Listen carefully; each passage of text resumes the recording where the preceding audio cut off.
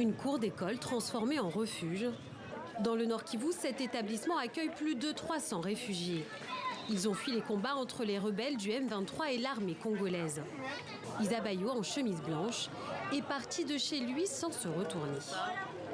Nous avons fui et nous avons tout laissé derrière nous. Nous sommes ici sans rien.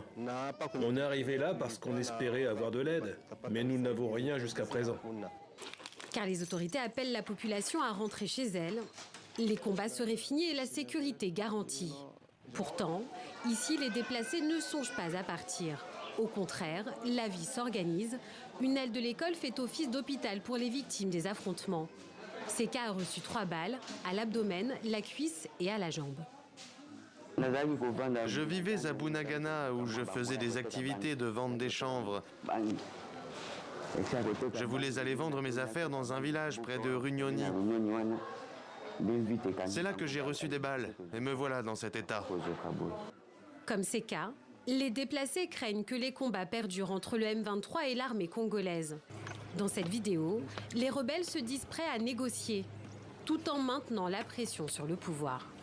L'armée révolutionnaire congolaise se réserve le droit de riposter vigoureusement en cas d'une nouvelle initiative de guerre de l'armée nationale ou de ses supplétifs.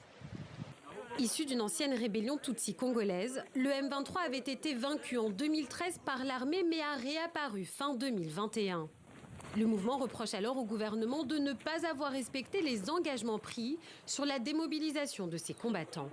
Avec la résurgence de la rébellion du M23, la question sécuritaire est plus que jamais le dossier brûlant du gouvernement congolais. Kinshasa accuse d'ailleurs le mouvement rebelle d'être à l'origine du récent crash d'hélicoptère de la MONUSCO, dans lequel 8 casques bleus ont péri.